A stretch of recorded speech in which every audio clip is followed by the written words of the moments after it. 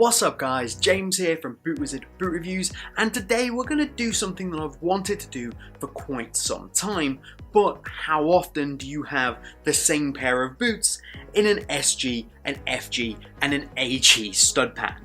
So what we're going to do is we're going to go through each of these different stud patterns. We're going to see what the difference is and how that affects the boot, because the difference isn't quite as simple as just a few different studs for a few different ground types. So if you want to see these broken down, remember to stick around, hit the like button on the video, and of course if you're not already, get subscribed, and you can support the channel over at patreon.com/bootwizard. But let's get into it and see what the difference really is between these three boots.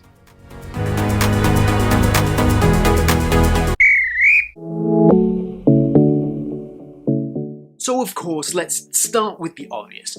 Different boot types for different ground types have different studs. So we have the Adidas Predator Mutator in the 20.1 low variation in the SG stud pattern, which you can see here. So instead of just having all plastic molded studs, we have 6 interchangeable metal studs that run through the boot.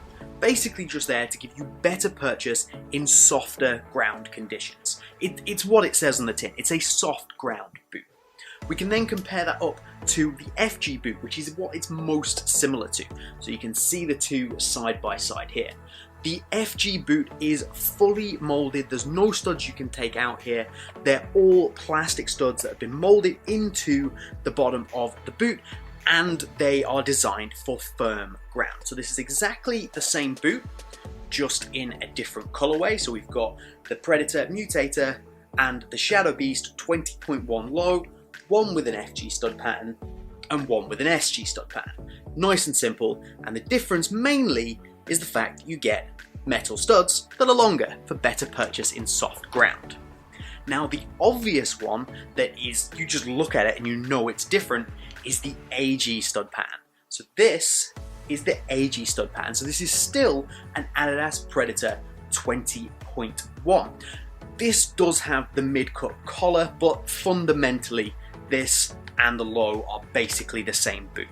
So if you look at the AG as a comparison, you can immediately see it's very, very different.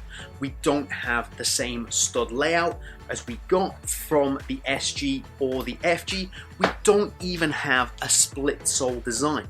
This is a one-piece sole plate that is more reminiscent of what you're going to get across most boots. The split sole is rarer, so these studs are a little bit shorter, they're completely different in terms of their shape, and this whole boot is designed for playing on artificial grass surfaces. Now to be very clear, this is something we'll go through in another video another time. This is for artificial grass, which is that grass that you see is sometimes called 3G, rubber crumb. It has long green plastic grass replica build and shape with rubber elements in it. This is not a flat sand-based turf. AstroTurf or turf shoes are completely flat on the bottom, and they are a totally different proposition to an AG boot. So don't go out and start buying AG boots thinking that you can use them on turf. So outside of the obvious in the studs, what is the difference? I'm going to go back to the FG and the SG boots because they're the closest together and it's easier to see the subtle differences. If we look at the FG in the upper area, so in this front stud housing, you get this big gap that runs in the front of the stud housing, taken out for design and to save weight. Now, if you compare that to what you get on the SG, you can see that gap is much smaller.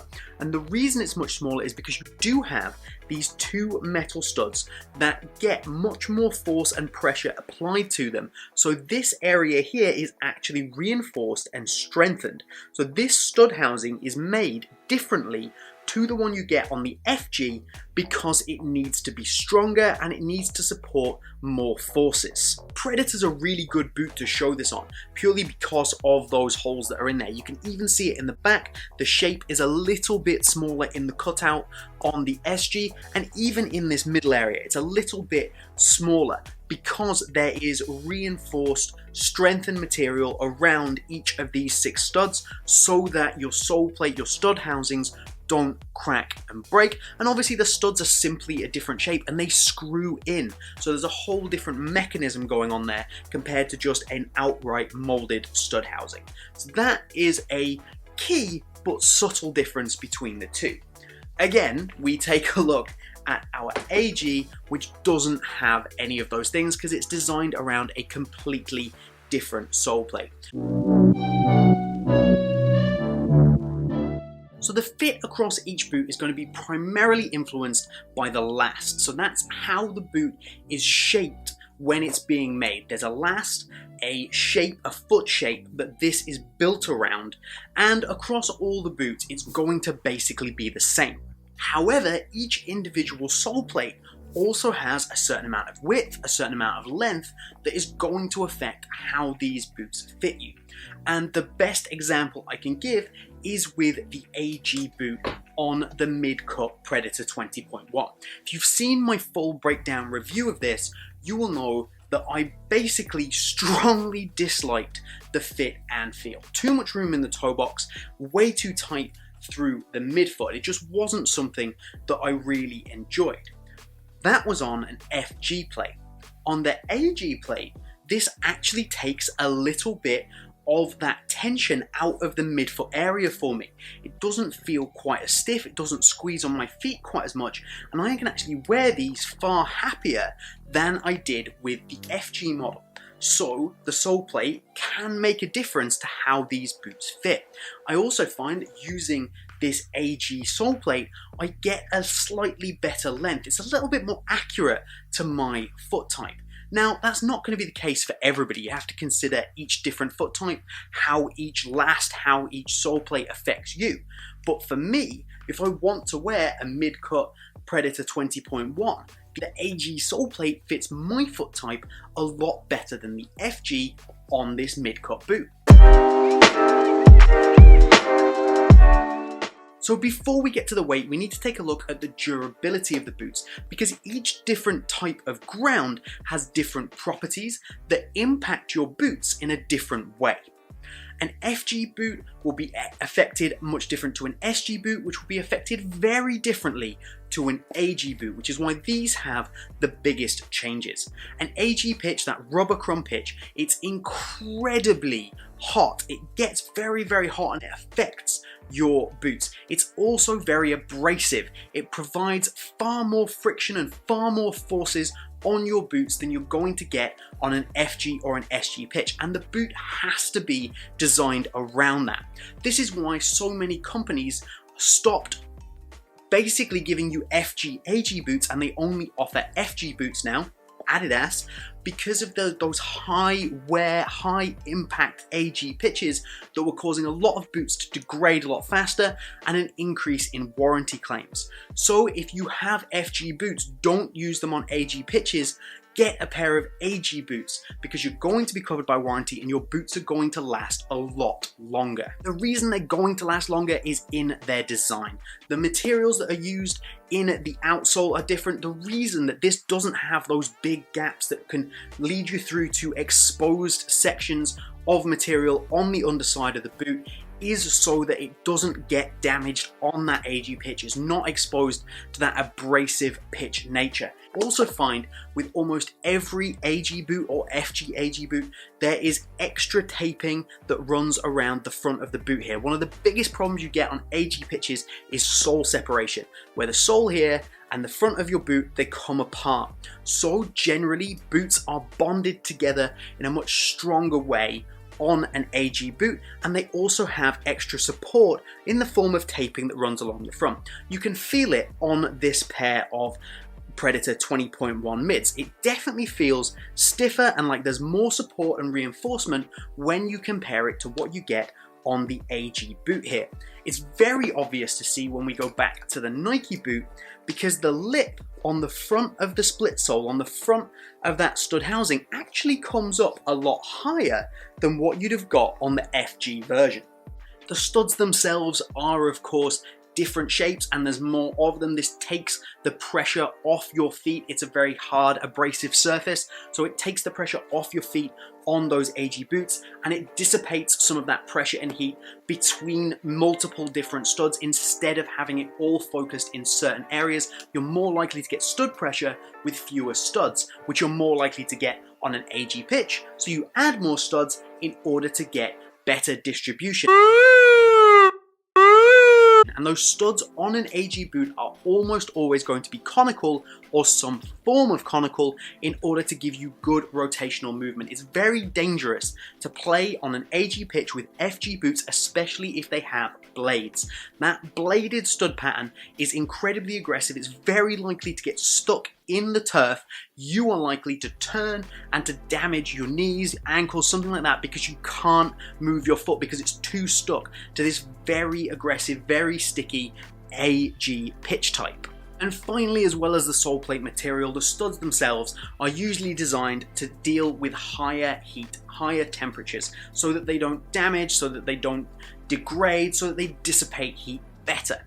So you'll find that a best example is this AG Pro stud pattern from Nike, because there's holes in the middle of the studs and they're literally there for the properties of heat dissipation. You don't get that on the Adidas boot, but you do get that stronger plastic material, and you can see the reinforcement areas. The red areas here are actually extra strong, extra reinforced areas on that sole plate, which are all going to help in those high temperature AG boot areas. And as I said before, the glue as well is going to be stronger to hold these areas, hold these elements on, because if it gets too hot, it's simply going to melt and damage your boots.